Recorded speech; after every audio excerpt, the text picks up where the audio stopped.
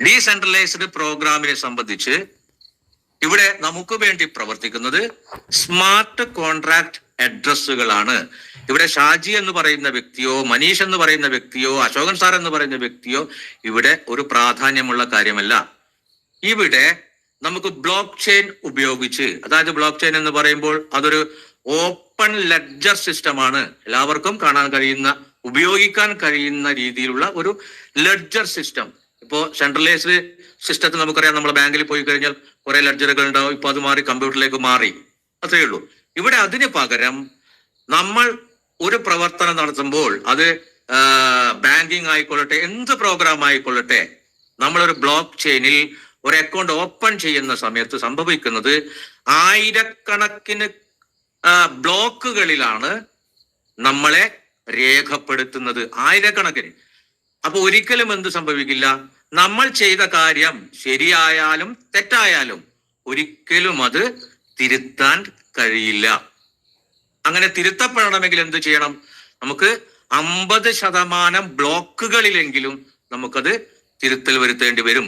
അതൊരിക്കലും സാധ്യമല്ല. കാരണം ഇതിന്റെ കീ എന്ന് പറയുന്നത് ആപ്റ്റ് അല്ലാത്തതാണെങ്കിൽ നമ്മുടെ ബ്ലോക്കുകൾ തെന്നിമാറി പോകുന്ന ആ ഒരു മൈൻഡിൽ നമ്മൾ അങ്ങനെ കരുതിയാൽ മതി. അപ്പൊ ഡീസെൻട്രലൈസ്ഡ് പ്രോഗ്രാമിൽ എന്ത് സംഭവിക്കില്ല? ഒരിക്കലും ഒരു പരാജയം ഉണ്ടാവാൻ സാധ്യതയില്ല എന്ന ഒരു തിരിച്ചറിവ് കൂടിയാണ് ഞാൻ ഈ PVC മെറ്റ എന്ന് പറയുന്ന പ്രോഗ്രാം ഏറ്റെടുത്ത് ചെയ്യാനുണ്ടായ വളരെ വളരെ പ്രധാനപ്പെട്ട ഒരു കാര്യം എന്ന് പറയുന്നത്. മറ്റൊരു കാര്യം എന്ന് പറയുന്നത്, ക്രിപ്റ്റോ കറൻസി, ഡിജിറ്റൽ കറൻസി മേഖലയിൽ നമ്മൾ എപ്പോഴും പരിശോധിക്കേണ്ട വളരെ വളരെ പ്രധാനപ്പെട്ട ഒരു കാര്യമാണ് വൈറ്റ് പേപ്പർ എന്ന് പറയുന്നത്. എല്ലാ പ്രൊജക്റ്റിനും വൈറ്റ് പേപ്പർ ഉണ്ടാവും. ആ വൈറ്റ് പേപ്പറിലാണ് ഈ പ്രൊജക്റ്റ് എന്തൊക്കെയാണ് ചെയ്യാൻ ഉദ്ദേശിക്കുന്നത്, എങ്ങനെയൊക്കെയാണ് പ്രവർത്തിക്കാൻ ഉദ്ദേശിക്കുന്നത്, ഇന്ന കാര്യങ്ങളാണ് ഇത് ചെയ്യുന്നത്, നമുക്ക് ഇത്ര എണ്ണമുണ്ട്, ഈ കാര്യങ്ങളൊക്കെ മുഴുവൻ നമുക്ക് വിശദീകരിച്ച് തരുന്നതാണ് വൈറ്റ് പേപ്പർ എന്ന് പറയുന്നത്. വൈറ്റ് പേപ്പർ നമുക്ക് ഡൗൺലോഡ് ചെയ്ത് കിട്ടും. ആ വൈറ്റ് പേപ്പറിലുള്ള വളരെ വളരെ പ്രധാനപ്പെട്ട ഒരു പോയിന്റ് ആണ് ഞാൻ ചില മീറ്റിങ്ങുകളിലൊക്കെ പറയുന്ന ഡാവോ എന്ന് പറയുന്ന ഒരു ഭാഗം. Decentralised autonomous organise. എന്താണ് ഇങ്ങനെ പറഞ്ഞു കഴിഞ്ഞാല്? ഇങ്ങനെ പറഞ്ഞാലുള്ള വളരെ പ്രധാനപ്പെട്ട ഒരു കാര്യം എന്ന് പറയുന്നത്, ഒരു വികേന്ദ്രീകൃത സ്വയംഭരണ സ്ഥാപനം എന്നാണ് DAO എന്നത് അർത്ഥമാക്കുന്നത്. അതായത് ബ്ലോക്ക് ചെയിനിൽ റെക്കോർഡ് ചെയ്ത തീരുമാനങ്ങളുള്ള, അതായത് സ്മാർട്ട് കരാറുകളാൽ നിയന്ത്രിക്കപ്പെടുന്ന ഒരു ഡിജിറ്റൽ മാനേജ്മെന്റ് ഘടന, അതായത് ലെഡ്ജർ. അതാണ് ഡാവോ എന്ന് പറയുന്നത്. എന്താണ് ഡാവോയിൽ രജിസ്റ്റർ ചെയ്ത ഒരു സിസ്റ്റത്തെ സംബന്ധിച്ച് ഉള്ള വളരെ വളരെ പ്രധാനപ്പെട്ട കാര്യം? ഞാൻ നേരത്തെ സെൻട്രലൈസ്ഡ് സിസ്റ്റത്തെ കുറിച്ച് പറഞ്ഞു. സെൻട്രലൈസ്ഡ് സിസ്റ്റത്തിൽ എടുക്കുന്ന ഒരു തീരുമാനത്തിലും നമുക്ക് ഒരു കസ്റ്റമർക്ക് യാതൊരുവിധ പങ്കുമില്ല. അവിടെ മാനേജ്മെന്റോ അല്ലെങ്കിൽ സർക്കാരുകളോ അല്ലെങ്കിൽ മുതലാളിമാരോ എടുക്കുന്ന തീരുമാനങ്ങൾ അവിടെയുള്ള ലേബേഴ്സായ, കസ്റ്റമേഴ്സായ ആളുകൾ അംഗീകരിക്കുക, അത് മാത്രമാണ് വഴി. പക്ഷേ ഡാവോയിൽ രജിസ്റ്റർ ചെയ്ത അല്ലെങ്കിൽ ഡാവോ പ്രൊജക്റ്റുമായി രജിസ്റ്റർ ചെയ്യപ്പെട്ട ബ്ലോക്ക് ചെയിൻ ടെക്നോളജിയുമായി ബന്ധപ്പെട്ട എല്ലാ പ്രോഗ്രാമുകളും, അത് ക്രിപ്റ്റോ കറൻസി മാത്രമല്ല, എല്ലാ പ്രോഗ്രാമുകൾക്കും അവിടെ വോട്ടവകാശം സാധാരണ കസ്റ്റമർക്ക് പോലും ലഭിക്കുന്ന ഒരു അവസ്ഥയിലേക്ക് വരും. അതായത് നമുക്ക് ഈ സിസ്റ്റം തന്ന പ്രിയപ്പെട്ട ഡോക്ടർ ഡാനിയൽ ജോൺസണും ഞാനും ഒക്കെ ഈ ഒരു സിസ്റ്റത്തിൽ എന്തൊക്കെ തീരുമാനമെടുക്കണം എന്ന ഒരു കാര്യം വരുന്ന സമയത്ത് വോട്ടിംഗ് പവറുള്ള ഒരു വ്യക്തിയായി മാറും എന്നുള്ളതാണ് ഈ ഡാവോയിൽ രജിസ്റ്റർ ചെയ്ത ഒരു സബ്ജക്റ്റിലെ വളരെ വളരെ പ്രധാനപ്പെട്ട ഒരു കാര്യം എന്ന് പറയുന്നത്. അതുകൊണ്ടാണ് പറയുന്നത് ഈ 6 പ്രൊജക്ടിന്റെ പാർട്ട്ണറാണ് നമ്മൾ ഓരോരുത്തരും എന്ന് പറയുന്നത്. വെറുതെ ഒരു തമാശക്ക് പറയുന്ന ഒരു കാര്യമല്ല. അതുപോലെ ഡാവോ എന്ന് പറയുന്ന ഓർഗനൈസേഷനിൽ രജിസ്റ്റർ ചെയ്യണമെങ്കിൽ എന്ത് വേണം? നമുക്കറിയാം, ലോകത്തിൽ ഡീസെൻട്രലൈസ്ഡ് പ്രോഗ്രാമുകളിൽ പ്രവർത്തിക്കുന്ന പ്രൊജക്ടുകൾ എന്ന് പറയുന്നത് 25,000-ലധികം ഉണ്ട് എന്നുള്ളതാണ്. ആ 25,000 പ്രൊജക്ടുകൾ, അത് ക്രിപ്റ്റോ കറൻസി ഉണ്ടാവാം, മറ്റൊരുപാട് പ്രൊജക്ടുകൾ ഉണ്ടാവാം. അതിൽ തന്നെ ഏകദേശം 2,500 കുറവുള്ള പ്രൊജക്ടുകൾ മാത്രമാണ് ഡാവോയിൽ രജിസ്റ്റർ ചെയ്തിരിക്കുന്നത്. എന്തുകൊണ്ടാണ് അങ്ങനെ സംഭവിക്കുന്നത്? നമുക്ക് ഓരോ രാജ്യത്തെയും, അതായത് നമ്മുടെ സിസ്റ്റത്തിനെ കുറിച്ച് നമുക്കറിയാം. US ബേസ് ആണ്. അമേരിക്കയിലെ ടെക്സാസിലാണ് നമ്മുടെ സിസ്റ്റം ആരംഭിച്ചിരിക്കുന്നത് 2015. അതുകൊണ്ട് തന്നെ ഇതിന്റെ എല്ലാ നിയമപരമായ കാര്യങ്ങളും നടപ്പിലാക്കുന്നത് അമേരിക്കയിലാണ്. അതായത് അമേരിക്കയുടെ IRS എന്ന് പറഞ്ഞാൽ ഇന്റേണൽ റവന്യൂ സർവീസ്, ഒരു രാജ്യത്തിനകത്ത് നടക്കുന്ന എല്ലാ സാമ്പത്തിക ഇടപാടുകളെയും നിയന്ത്രിക്കുവാനും പരിശോധിക്കുവാനുമുള്ള ഒരു അതോറിറ്റിയാണ് IRS എന്ന് പറയുന്നത്. നമുക്കറിയാം, ലോകത്തിലെ ഏറ്റവും വലിയ സാമ്പത്തിക രാജ്യമാണ്, ഏറ്റവും മൂല്യമുള്ള സാമ്പത്തികം കൈകാര്യം ചെയ്യുന്ന സ്ഥലമാണ് ഡോളർ എന്ന് പറയുന്നത്. അമേരിക്കയിലാണ് ഏറ്റവും ശക്തമായ IRS സിസ്റ്റം ഉള്ളത്. ആ IRS സിസ്റ്റം അംഗീകരിക്കണമെങ്കിൽ എന്താണ് ഒരു പ്രൊജക്ട് ചെയ്യേണ്ടത്? നമുക്കറിയാം, നമ്മുടെ PVC മെറ്റ എന്ന് പറയുന്ന ടോക്കൺ 150 കോടി ടോക്കൺ ആണ് നിലവിലുള്ളത്. ഓക്കെ, 150 കോടി ടോക്കൺ എന്ന് പറയുമ്പോൾ വളരെ കുറവാണ്. അപ്പോ നമുക്ക് സപ്ലൈ കുറയുന്ന സമയത്ത് ഡിമാൻഡ് കൂടും, സ്വാഭാവികമായിട്ട് സംഭവിക്കുന്ന ഒരു കാര്യമാണ്. പക്ഷേ ഏത് പ്രൊജക്റ്റും ഡാവോയിൽ രജിസ്റ്റർ ചെയ്യണമെങ്കിൽ എന്ത് വേണം? നമുക്ക് ഇതിന്റെ ലിക്വിഡിറ്റി ബോധ്യപ്പെടുത്താൻ വേണ്ടി കഴിയണം. ലിക്വിഡിറ്റി മീൻസ് നമ്മുടെ അസറ്റ്, ഡിജിറ്റൽ അസറ്റിന്റെ മൂല്യം എത്രയാണോ അതിനനുസരിച്ചുള്ള റിസർവ് ഫണ്ട് നമ്മൾ ആദ്യം വകയിരുത്തിയാൽ മാത്രമാണ് ഒരു നിയമ സംവിധാനം നമ്മളെ അംഗീകരിക്കുകയുള്ളൂ. അതായത് ഞാൻ നേരത്തെ പറഞ്ഞു, 9 ലക്ഷം കോടി രൂപയാണ് റിസർവ് ഫണ്ട് പേൾ ബെയിൻ ഇന്റർനാഷണൽ നമ്മുടെ 6 പ്രൊജക്ടുകൾ നടപ്പിലാക്കുന്നതിന് വേണ്ടി ബോധിപ്പിച്ചിരിക്കുന്നത്. അതുകൊണ്ടാണ് പേൾ ബെയിൻ ഇന്റർനാഷണൽ എന്ന് പറയുന്ന നമ്മുടെ പ്രൊജക്ട് ഡാവോയിൽ രജിസ്റ്റർ ചെയ്യാൻ കഴിഞ്ഞത്. അങ്ങനെ ഡാവോയിൽ രജിസ്റ്റർ ചെയ്ത ഒരു സിസ്റ്റം ലോകത്തിൽ ഒരിക്കലും നശിക്കില്ല എന്നുള്ളത് നമ്മൾ മനസ്സിലാക്കണം. അത് വളരെ കൃത്യമായി നടപ്പിലാക്കാൻ ആരംഭിച്ചു കഴിഞ്ഞാൽ ഒരുപക്ഷെ നമ്മൾ ഇന്ന് നമുക്ക് ചുറ്റും കാണുന്ന ഒട്ടനവധി പ്രോഗ്രാമുകൾ വൈൻഡപ്പ് ചെയ്യപ്പെടും. അപ്പോഴും നിലനിൽക്കുന്ന ഒരു പ്രൊജക്റ്റ് ആയിരിക്കും പേൾ ബെയിൻ ഇന്റർനാഷണൽ എന്ന് ഞാൻ മനസ്സിലാക്കിയിട്ടുണ്ട്. അതുകൊണ്ടാണ് ഞാനിത് വളരെ ധൈര്യപൂർവ്വം ചെയ്യുന്നത്. ഇവിടെ ഡാവോയിൽ രജിസ്റ്റർ ചെയ്തു കഴിഞ്ഞാൽ ഞാൻ നേരത്തെ പറഞ്ഞ സ്മാർട്ട് കോൺട്രാക്ട് അഡ്രസ്സുകളാണ് പ്രവർത്തിക്കുന്നത്. അതിനൊരു പ്രോട്ടോകോളുകൾ ഉണ്ടാവും, കൃത്യമായ കാര്യങ്ങൾ ഇന്ന കാര്യങ്ങൾ ചെയ്യണം എന്നുണ്ടാവും. ഈ പ്രോട്ടോകോളിൽ ഏതെങ്കിലും ഒന്ന് തെറ്റാനിടയായി കഴിഞ്ഞാൽ ആ ഒരു സിസ്റ്റം വൈൻഡപ്പ് ചെയ്യപ്പെടും, അത് നശിപ്പിക്കപ്പെടും. അങ്ങനെ ഒരിക്കലും സംഭവിക്കില്ല. അതുകൊണ്ട് കൂടിയാണ് പേൾ ബെയിൻ ഇന്റർനാഷണൽ നമുക്ക് വളരെ ധൈര്യപൂർവ്വം ചെയ്യാൻ പറ്റും എന്ന് ഞാൻ പറയുന്നത്. പിന്നെ മറ്റൊരു വളരെ പ്രധാനപ്പെട്ട കാര്യം എന്താണ്? ക്രിപ്റ്റോ കറൻസി മേഖലയെ കുറിച്ചൊക്കെ നമുക്കറിയാം, പല വാർത്തകൾ കേട്ടുകൊണ്ടിരിക്കുകയാണ്. ഇപ്പോ കോയിൻ ചെക്കോ എന്ന് പറയുന്നത് ക്രിപ്റ്റോ കറൻസി അനലൈസിംഗ് വെബ്സൈറ്റ് ആണ്. നമുക്ക് ലോകത്തിലെ ക്രിപ്റ്റോ കറൻസികളെ കുറിച്ച് നമുക്ക് അതിൽ സെർച്ച് ചെയ്തിട്ട് മനസ്സിലാക്കാം. ഇവിടെ നമുക്ക് ആ വെബ്സൈറ്റിലൂടെ കയറി സെർച്ച് ചെയ്യുന്ന സമയത്ത് നമ്മുടെ സിസ്റ്റത്തിനെ കുറിച്ച് വളരെ മനോഹരമായിട്ട് സംസാരിക്കും. പക്ഷെ ഒരിക്കലും കോയിൻ ചെക്കോ അത് പറയില്ല.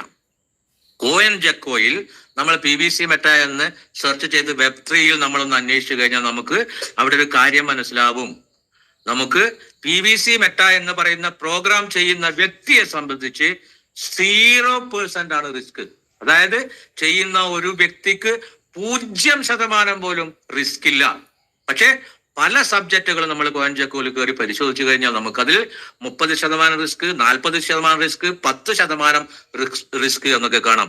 ഇവിടെ എന്തില്ല, നമുക്ക് 0%. അവിടെ നമുക്ക് ഒരേ ഒരു കാര്യം മാത്രമാണ് കോയിൻ ചെക്കോയിൽ നമുക്ക് ഒരു -1 നെഗറ്റീവ് കാണാൻ പറ്റുക. എന്താണ്? നമുക്ക് PVC മെറ്റ ഓപ്പൺ മാർക്കറ്റിൽ ലിസ്റ്റ് ചെയ്തിട്ടില്ല എന്നുള്ളത്. അതിനുള്ള ഉത്തരമാണ് കഴിഞ്ഞ ദിവസം അശോക് സാറ് നമുക്ക് തന്നത്. എന്താണ്? ഇന്ത്യയിലെ തന്നെ ഏറ്റവും വളരെ പ്രധാനപ്പെട്ട 1917 മറ്റോ ആരംഭിച്ച കോയിൻ DCX എന്ന് പറയുന്ന നമ്മുടെ ഇന്ത്യൻ ക്രിപ്റ്റോ കറൻസി എക്സ്ചേഞ്ചിൽ എന്ത് സംഭവിച്ചു? PVC മെറ്റ ഓപ്പൺ മാർക്കറ്റിലേക്ക് ട്രേഡിങ്ങിലേക്ക് തുറന്നു കൊടുത്തു എന്നുള്ളത്. അപ്പോ ഇവിടെ എന്ത് സംഭവിച്ചു? ആ -1% നമുക്ക് ഇപ്പോൾ നോക്കേണ്ട കാര്യമില്ല. അതുപോലെ തന്നെ 2-3 പ്രൊജക്ടുകളുമായി ബന്ധപ്പെട്ട് PVC മെറ്റ നമുക്ക് ഇപ്പോ മാർക്കറ്റിൽ ലിസ്റ്റ് ചെയ്ത കാര്യങ്ങളൊക്കെ അശോക് സാർ പറഞ്ഞിരുന്നു. അതും എന്നെ ഈ സിസ്റ്റത്തിലൂടെ മുന്നോട്ട് കൊണ്ടുപോകുവാൻ ശ്രമിക്കുന്ന വളരെ വളരെ പ്രധാനപ്പെട്ട ഒരു പോയിന്റാണ്. പിന്നെ മറ്റൊരു വളരെ പ്രധാനപ്പെട്ട ഒരു പോയിന്റ് എന്ന് പറയുന്നത്, നമുക്കിവിടെ അറിയാം, ഈ സിസ്റ്റത്തിലേക്ക് കടന്നു വരുന്ന ഒരു വ്യക്തിയെ സംബന്ധിച്ച് 1000 ദിവസമാണ് എന്ത് നമുക്ക് ഇതിന്റെ മെച്യൂരിറ്റി പീരിയഡ് എന്ന് പറയുന്നത്. നമുക്ക് എന്താണ് റിട്ടേൺ നൽകുന്നത്? 0.20 വെച്ച് നമ്മൾ എന്താണോ ചെയ്തത് അത് 1000 ദിവസം കൊണ്ട് നേരെ ഇരട്ടിയാക്കിയിട്ട് സിസ്റ്റം തരും. അതായത് 5 ലക്ഷം രൂപയാണ് ഒരു വ്യക്തി ഇൻവെസ്റ്റ് ചെയ്തതെങ്കിൽ അദ്ദേഹത്തിന് 1000 ദിവസം കൊണ്ട് 10 ലക്ഷം രൂപയായിട്ട് സിസ്റ്റം റിട്ടേൺ തരും എന്നാണ് പറഞ്ഞിരിക്കുന്നത്. ഇവിടെയും വളരെ പ്രധാനപ്പെട്ട ഒരു കാര്യമുണ്ട്. നമുക്ക് 0.20 എന്ന് പറയുന്നത് എന്താണ്? ഈ 5 ലക്ഷം രൂപയുടെ നമ്മുടെ ക്യാപിറ്റലിന്റെ 1% 500 രൂപ, അതിന്റെ റിവാർഡ് 500 രൂപ, അങ്ങനെയാണ് 0.20 വരുന്നത്. ഇവിടെ നമുക്കറിയാം, ബാങ്കിങ്ങിലായിക്കോട്ടെ, ഇൻഷുറൻസ് മേഖലയിലായിക്കോട്ടെ, പണവുമായി ബന്ധപ്പെട്ട് നടക്കുന്ന ഏത് മേഖലയിലായിക്കൊള്ളട്ടെ, നമ്മുടെ കയ്യിൽ നിന്ന് പണം അവർ വാങ്ങിക്കുന്നു. ഒരു നിശ്ചിത കാലയളവിന് ശേഷം, ബാങ്കിലാണെങ്കിൽ 7 വർഷം കഴിഞ്ഞതിന് ശേഷം നമുക്ക് അതിന്റെ റിട്ടേൺ തരുന്നു. ഇൻഷുർ ആണെങ്കിൽ ഒന്നുകിൽ നമ്മൾ മരിക്കണം, അല്ലെങ്കിൽ അതിന്റെ കാലാവധി എത്തണം. 15 വർഷമോ 10 വർഷമോ കഴിഞ്ഞാൽ നമുക്ക് നമ്മുടെ പണം റിട്ടേൺ കിട്ടുന്നു. അവർ പറഞ്ഞ പണം റിട്ടേൺ കിട്ടുന്നു. ഈ കാലയളവിനുള്ളിൽ എന്താണ് സംഭവിക്കുന്നത്? നമ്മുടെ പണം കൊണ്ട് ഈ സിസ്റ്റങ്ങൾ അവിടെ പ്രവർത്തിക്കുന്നു. നമ്മുടെ പണം കൊണ്ട് അവർ ബിസിനസ് ചെയ്തതിന് ശേഷം അവർക്ക് കിട്ടുന്നതിൽ നിന്ന് ഒരു ചെറിയ പങ്ക് നമുക്ക് തിരിച്ചു തരികയാണ്. ഇവിടെ നമ്മൾ ശ്രദ്ധിക്കുക, വേൾഡ് ഇന്റർനാഷണൽ എന്ന് പറയുന്ന നമ്മുടെ ഡിജിറ്റൽ ബാങ്കിങ് സിസ്റ്റത്തിൽ നമ്മൾ ഇൻവെസ്റ്റ് ചെയ്തതിന്റെ പിറ്റേ ദിവസം മുതൽ നമുക്ക് അതിൽ ഓരോ ശതമാനം തിരിച്ചു തരുന്ന ഒരു പ്രൊജക്റ്റാണ് വേൾഡ് ഇന്റർനാഷണൽ. നമ്മൾ ഇത് ചെയ്യണോ വേണ്ടയോ എന്നുള്ളത് നമ്മൾ തന്നെ തീരുമാനിക്കുക. ഇതും വളരെ വളരെ പ്രധാനപ്പെട്ട ഒരു പോയിന്റാണ്. പിന്നെ ചോദിക്കുന്ന ഫീൽഡിൽ പലപ്പോഴും നമ്മൾക്ക് നേരിടേണ്ടി വരുന്ന വളരെ പ്രധാനപ്പെട്ട ഒരു ചോദ്യം എന്ന് പറയുന്നത്, നമുക്കറിയാം, ബാങ്കിൽ നടക്കുന്ന പ്രവർത്തനം. ഞാനൊരു 10 ലക്ഷം രൂപ ഇൻവെസ്റ്റ് ചെയ്തു, എനിക്ക് ബാങ്ക് 8% ഇങ്ങോട്ട് നമുക്ക് റിവാർഡ് തന്നു. ഈ 10 ലക്ഷം രൂപ മറ്റു 2 പേര് പോയി ലോണായിട്ട് അവർ ഉപയോഗിച്ചു. അവരുടെ കയ്യിൽ നിന്ന് 12% പലിശ ബാങ്ക് വാങ്ങിച്ചു. ഇങ്ങനെയൊക്കെയാണ് പണം ബാങ്കിൽ നിന്ന് പ്രവർത്തിക്കുന്നത് എന്ന് നമുക്ക് എല്ലാവർക്കും അറിയാം. പക്ഷേ ഇവിടെ എങ്ങനെയാണ് നമുക്ക് സിസ്റ്റം ഇത്രയധികം റിവാർഡുകൾ തിരിച്ചു തരുന്നത് എന്ന് നമ്മളെല്ലാവരും പലപ്പോഴായിട്ട് കേട്ട ചോദ്യങ്ങളാണ്. ഇത്രയധികം എന്ന് പറയുമ്പോൾ നമ്മൾ ആദ്യം മനസ്സിലാക്കേണ്ട വളരെ പ്രധാനപ്പെട്ട ഒരു കാര്യം എന്ന് പറയുന്നത്, ഏതൊരു ടോക്കണും, ക്രിപ്റ്റോ കറൻസി ടോക്കണും അതിന്റെ പെയർ എന്ന് പറയുന്നത് ഏതെങ്കിലും ഒരു സ്റ്റേബിൾ കറൻസി ആയിരിക്കും. ഓക്കെ, എല്ലാ മീറ്റിങ്ങിലും നമ്മൾ പറയുന്നതാണ്. അപ്പൊ ഇവിടെ നമ്മുടെ സ്റ്റേബിൾ കറൻസി ഏതാണ്? നമ്മുടെ സ്റ്റേബിൾ കറൻസി എന്ന് പറയുന്നത് ലോകത്തിലെ ഏറ്റവും മൂല്യം കൂടിയ ഡോളറാണ്. അതാണ് നമ്മൾ മനസ്സിലാക്കേണ്ടത്. ഞാൻ എൻ്റെ വീട്ടിലിരുന്നു കൊണ്ട് ലോകത്തിലെ ഏറ്റവും മൂല്യം കൂടിയ ഒരു ഡോളർ സമ്പാദിക്കാനുള്ള ഒരു അവസരമാണ് വേൾഡ് ഇന്റർനാഷണൽ നമുക്ക് നൽകിയിരിക്കുന്നത്. ഇതൊരു വലിയ ചിന്തയുടെ ഭാഗമായിട്ട് നമ്മുടെ മനസ്സിൽ നിൽക്കുമ്പോഴാണ് നമ്മുടെ പ്രിയപ്പെട്ട പ്രവാസികളായ, നമ്മുടെ പ്രിയപ്പെട്ട വിദേശത്ത് പോയി കഷ്ടപ്പെടുന്ന സുഹൃത്തുക്കൾ എത്രമാത്രം അവരുടെ എല്ലാ വ്യക്തിബന്ധങ്ങളും ഒഴിവാക്കിക്കൊണ്ടാണ് അവർ പണം കണ്ടെത്താനുള്ള ഒരു ജീവിതം അവിടെ ജീവിക്കുന്നത് എന്ന് നമുക്ക് മനസ്സിലാവുക. ഇവിടെ ഞാനും മനീഷ് സാറും അശോക് സാറും ഒക്കെ രാവിലെ ആകുമ്പോൾ നമുക്ക് 250, 225, 230, 300, 400 ഒക്കെ ഡോളർ നേടിക്കഴിഞ്ഞു. ഇവിടെ നമ്മൾ സ്വന്തം വീട്ടിലിരുന്നു കൊണ്ട്, സ്വന്തം കുട്ടികളുടെ കൂടെ ജീവിച്ചുകൊണ്ട്, നമ്മുടെ നാട്ടിലെ കാറ്റും പൂവും മഴയും കണ്ടുകൊണ്ട്, അപ്പൊ ഈ ഒരു അവസരത്തെ നമ്മൾ എങ്ങനെയാണ് മനസ്സിലാക്കേണ്ടത് സർ? അപ്പൊ ഇത്രയും വലിയൊരു ഓപ്പർച്യൂണിറ്റി, അപ്പോഴാണ് എങ്ങനെയാണ് നിങ്ങൾക്ക് ഇത്രയും വലിയ തുക തരാൻ കഴിയുന്നത് എന്നുള്ള ഒരു വലിയ ഭീകരമായ ചോദ്യത്തെ നമ്മൾ നേരിടേണ്ടി വരുന്നത്. ഇവിടെ വലിയ തുകയൊന്നുമില്ല. നമുക്കറിയാം, ഡോക്ടർ ഡാനിയൽ ജോൺസൺ US-ൽ 2015 വേൾഡ് ഇന്റർനാഷണൽ എന്ന് പറയുന്ന 6 പ്രൊജക്ടുകൾ അടങ്ങിയ ഈ ഒരു ബിസിനസ് വെബ്സൈറ്റ് ക്രിയേറ്റ് ചെയ്തിരിക്കുന്നത്. നമുക്കിവിടെ നമ്മൾ പറയുന്ന എല്ലാ കണക്കുകളും ഇന്ത്യൻ റുപ്പിയിലാണ് പറയുന്നത്. USDT, ഇത്ര USDT ഇട്ട് കഴിഞ്ഞാൽ നമുക്ക് ഇത്ര USDT റിവാർഡ് കിട്ടും, അതൊക്കെ പറഞ്ഞാൽ നമുക്ക് സാധാരണ നമ്മുടെ ആളുകൾക്ക് മനസ്സിലാവില്ല. അതുകൊണ്ടാണ് നമ്മൾ എന്താ പറയുന്നത്, 5 ലക്ഷം ഇട്ടാൽ ഡെയിലി 1000 രൂപ, മാസം 30,000. 15 ലക്ഷം രൂപ എളി ബേഡ് ചെയ്ത് കഴിഞ്ഞാൽ നിങ്ങൾക്ക് എന്ത് സംഭവിക്കും? 2 ലക്ഷം മാസം എടുക്കാം, ആദ്യത്തെ 7 മാസം. 24,70,000 ഇട്ട് കഴിഞ്ഞാൽ നിങ്ങൾക്ക് 3 ലക്ഷം രൂപ എടുക്കാം മാസം എന്നൊക്കെ പറയുമ്പോൾ നമ്മുടെ ആളുകൾക്ക് വലിയ രീതിയിൽ ഫീൽ ചെയ്യുന്നത് ഇത് ഡോളറുമായി പെയർ ചെയ്യപ്പെടുമ്പോൾ വലിയ രീതിയിൽ നമുക്ക് ഫീൽ ചെയ്യുന്നത് കൊണ്ടാണ് എന്ന് നമ്മൾ മനസ്സിലാക്കണം. അത് പറഞ്ഞു കൊടുക്കുവാൻ വേണ്ടി നമുക്ക് കഴിയണം. പിന്നെ മറ്റൊരു വളരെ പ്രധാനപ്പെട്ട കാര്യം, ഇപ്പൊ ഞാനിപ്പോൾ സംസാരിക്കുകയാണ്, ഈ മൊബൈൽ ഫോൺ ഉപയോഗിച്ച് സംസാരിക്കുകയാണ്. എനിക്ക് ചുറ്റും ഇപ്പോൾ ഏകദേശം 195 ആളുകൾ, നമ്മുടെ പ്രിയപ്പെട്ട പാർട്ട്നേഴ്സ്, ഞാൻ പറയുന്ന കാര്യങ്ങൾ ഇങ്ങനെ കേട്ടുകൊണ്ടിരിക്കുകയാണ്. ഞങ്ങൾ കാണുന്നില്ല. എങ്ങനെയാണ് ഇത് സംഭവിക്കുന്നത്? നമ്മുടെ കയ്യിലെ ഈ ഫോൺ നമ്മൾ വാങ്ങിയതാണ്, ശരി. പക്ഷെ ഈ ഫോൺ വാങ്ങിക്കഴിഞ്ഞാൽ നമ്മൾ ഉപയോഗിക്കുന്ന ഈ ഒരു കാര്യത്തിന് ബ്ലൻഡ് ചെയ്യപ്പെട്ട ഒരുപാട് പർപ്പസുകൾ ഉണ്ട് ഇവിടെ. എന്താണ്? നമുക്ക് വളരെ പ്രധാനമായിട്ട് ഇതിന് സെർവറുകൾ വേണം. ഞാൻ എന്തായാലും സെർവർ എൻ്റെ വീട്ടിൽ നിന്ന് ഉണ്ടാക്കുന്നില്ല. പക്ഷെ ഞാൻ സെർവർ ഉപയോഗിക്കുന്നു. എങ്ങനെ? സെർവർ എവിടെയാണോ ലഭിക്കുന്നത് അവിടെ നിന്ന് ഞാൻ വാങ്ങിക്കുന്നു. ഞാൻ അറിയില്ല ഇതെങ്ങനെയാണ് സെർവർ പ്രവർത്തിക്കുന്നത്, എങ്ങനെയാണ് ഇതിന്റെ സിസ്റ്റം, ഇതൊന്നും എനിക്കറിയില്ല. അതൊരു സാങ്കേതിക വിദ്യയാണ്. പക്ഷെ ഞാൻ അത് ഉപയോഗിക്കുന്നു.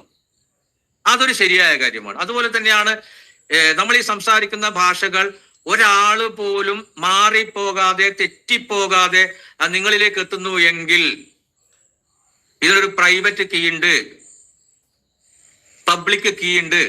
ഇതൊക്കെ സാങ്കേതിക വിദ്യയുടെ ഭാഗമാണ്. ഇതിനൊരു ഭാഷ ഉപയോഗിക്കുന്നു. അതിന് ക്രിപ്റ്റോഗ്രാഫി എന്നാണ് പറയുക. ഈ ക്രിപ്റ്റോഗ്രാഫിയും ഷാജി കണ്ണൂർ എന്ന് പറയുന്ന ഞാൻ എൻ്റെ വീട്ടിൽ ഉൽപ്പാദിപ്പിക്കുന്നില്ല, പക്ഷേ ഞാൻ ഇത് ഉപയോഗിക്കുന്നു. പിന്നെ മറ്റൊന്ന് കോഡിംഗ് എന്ന് പറയും. നമുക്ക് ഇതിനൊരു ഭാഷ എഴുതുന്ന രീതിയാണ് കോഡിംഗ് എന്ന് പറയുന്നത്. അതും ഇതുപോലെ തന്നെയാണ്. എനിക്കറിയില്ല ഇത് എവിടെയാണ് എങ്ങനെയാണെന്ന്, പക്ഷെ ഞാൻ ഉപയോഗിക്കുന്നു. ഇന്റർനെറ്റ് ഞാൻ ഉപയോഗിക്കുന്നു. അതിലും ഉപരി ബ്ലോക്ക് ചെയിൻ, ഈ കാലഘട്ടത്തിലെ ഏറ്റവും നൂതനമായ സാങ്കേതിക വിദ്യ. ബ്ലോക്ക് ചെയിൻ എന്ന് പറഞ്ഞാൽ ഒരു ഓപ്പൺ ലെഡ്ജർ സിസ്റ്റം, അതും ഞാൻ ഇതിന് ഉപയോഗിക്കുന്നു. ഇതൊക്കെ ചേർന്നതാണ് നമുക്ക് ഏറ്റവും മനസ്സിലാവുന്ന ഈ മൊബൈൽ ഫോൺ എന്ന് പറയുന്ന സംഭവം. ഇത്രയും ഡിജിറ്റൽ സാങ്കേതിക വിദ്യ ഉപയോഗിച്ചുകൊണ്ട് പ്രവർത്തിക്കുന്ന ഈ ഒരു സിസ്റ്റമാണ് ഇന്ന് ലോകത്തെ നിയന്ത്രിക്കുന്നത്. അപ്പോ നമ്മൾ പേൾവൻ ഇന്റർനാഷണൽ PVC മെറ്റയിലേക്ക് കടന്നു വരുന്ന സമയത്ത് നമ്മുടെ കയ്യിൽ നിന്ന് 1000 PVC മെറ്റ വാങ്ങി ഹോൾഡ് ചെയ്യാൻ വേണ്ടി വാങ്ങിക്കുന്ന പണം എന്താണ് ചെയ്യുന്നത്? ഏറ്റവും ചുരുങ്ങിയത് 100 USDT വാങ്ങി നമ്മൾ ടോക്കൺ ഫാമിംഗ് ചെയ്യുമ്പോൾ എന്താണ് ചെയ്യുന്നത്? ഇവിടെ ഒരുപാട് പ്രവർത്തനങ്ങൾ, ഒട്ടനവധി പ്രവർത്തനങ്ങൾ നടക്കുകയാണ്. നമ്മളൊരു ID ക്രിയേറ്റ് ചെയ്യുമ്പോൾ നമുക്ക് ബ്ലോക്കുകൾ ഇവിടെ സൃഷ്ടിക്കപ്പെടുന്നുണ്ട് ബ്ലോക്ക് ചെയിനിൽ. അതിന് നമുക്ക് ഈ പറയുന്ന എല്ലാ കാര്യങ്ങളും വേണം. സെർവർ വേണം, ബ്ലോക്ക് ചെയിൻ വേണം, ക്രിപ്റ്റോഗ്രാഫി വേണം. അതുപോലെ ഈ ലോകത്തിൽ കാണുന്ന 99.9% ഡിജിറ്റൽ സബ്ജക്റ്റുകൾക്കും ഈ പറയുന്ന കാര്യങ്ങളൊന്നും സ്വന്തമായിട്ടില്ല. അവിടെയാണ് പേൾവൈൻ ഇന്റർനാഷണൽ എന്ന് പറയുന്ന നമ്മുടെ മഹത്തായ ഈ ഒരു പ്രൊജക്ടിന്റെ പ്രാധാന്യം ഇരിക്കുന്നത്. ഇവിടെ എല്ലാ മീറ്റിങ്ങിലും മനീഷ് സാറും അനിൽകുമാർ ദാസ് സാറും ഒക്കെ പറയുന്നതാണ്, നമുക്ക് സ്വന്തമായിട്ട് സെർവർ ഉണ്ട്. 6ഓളം സെർവർ ഫാമുകൾ. എന്തുകൊണ്ടാണ് നമ്മുടെ രാജ്യത്തിന് പോലും ഒരു സെർവർ ഉണ്ടാക്കാൻ പറ്റാത്തത്? ഒരു സെർവർ ഫാം മെയിൻറ്റെയിൻ ചെയ്യാൻ പോലും 5000 കോടി രൂപയെങ്കിലും വേണമെന്നാണ് പറയുന്നത്. അത് മാത്രമല്ല, ഏറ്റവും വലിയ വെല്ലുവിളി എന്ന് പറയുന്നത് നമുക്ക് തണുപ്പ് കൂടാൻ പാടില്ല, ഇതിന്റെ താപനില മാറാൻ പാടില്ല, ചൂട് കൂടാൻ പാടില്ല, കാറ്റടിക്കാൻ പാടില്ല, മഴ കൂടുതൽ പെയ്യാൻ പാടില്ല, യുദ്ധങ്ങൾ ഉണ്ടാവാൻ പാടില്ല. ഇങ്ങനെ ഒരുപാട് ക്രൈറ്റീരിയകളാണ് ഒരു സെർവർ ഫാം മെയിൻറ്റെയിൻ ചെയ്ത് കൊണ്ടുപോകാൻ വേണ്ടി നേരിടുന്ന ഏറ്റവും വലിയ വെല്ലുവിളി. ആ വെല്ലുവിളി നേരിടാൻ കപ്പാസിറ്റി ഉള്ള ഒരു ഫേമാണ് പേൾവൈൻ ഇന്റർനാഷണൽ. ഇതാണ് ഞാൻ ചെയ്യാനുള്ള ഒരു കാരണം എന്ന് പറയുന്നത്. നമുക്കറിയാം ബ്ലാക്ക് റോക്ക് എന്ന് പറയുന്ന കമ്പനിയെ കുറിച്ച് അനിൽകുമാർ സാറൊക്കെ വളരെ വ്യക്തമായിട്ട് എപ്പോഴും പറയുന്നതാണ്. ഓക്കെ അല്ലേ? ബ്ലാക്ക് റോക്ക് എന്ന് പറയുന്ന ആ അസറ്റ് മാനേജ്മെന്റ് കമ്പനിയിലേക്കാണ് നമ്മൾ ഇന്ന് കാണുന്ന ഈ ലോകത്തിലെ എല്ലാ ബിസിനസിന്റെ വരുമാനവും ഒരു പുഴയിൽ നിന്ന് കടലിലേക്ക് എന്ന പോലെ എത്തിച്ചേരുന്നത്. അപ്പോ ഈ കാണുന്ന എല്ലാ ഡിജിറ്റൽ അസറ്റുകളും പേൾവൈനെ പോലുള്ള പ്രൊജക്ടുകൾ വേറെയുമുണ്ട്. സെർവറുകളും ബ്ലോക്ക് ചെയിനും ഒക്കെ കൊടുക്കുന്ന പ്രൊജക്ടുകൾ വേറെയുണ്ട്, ഇല്ല എന്നല്ല ഞാൻ പറയുന്നത്. ഇത്തരം പ്രൊജക്ടുകൾക്ക് ഈ സിസ്റ്റം മുഴുവൻ വാടകൾക്ക് കൊടുക്കുമ്പോൾ കിട്ടുന്ന നമുക്ക് സങ്കല്പിക്കാൻ കഴിയാത്ത ഫ്യൂജ് എമൗണ്ട്, ആ ഫ്യൂജ് എമൗണ്ടിൽ നിന്ന് നമുക്ക് സിസ്റ്റം നൽകുന്നത് വെറും 0.1. നമുക്ക് തരാൻ കഴിയുമോ ഇല്ലയോ? നമ്മൾ സ്വയം ചോദിക്കണം. ഇത്തരം കാര്യങ്ങളാണ് പേൾവൈൻ ഇന്റർനാഷണൽ എന്ന് പറയുന്ന ഈ ഒരു പ്രൊജക്ട് ചെയ്യാൻ, എന്നെ പ്രേരിപ്പിക്കുന്ന വളരെ വളരെ പ്രധാനപ്പെട്ട കുറച്ച് ഘടകങ്ങൾ എന്ന് പറയുന്നത്.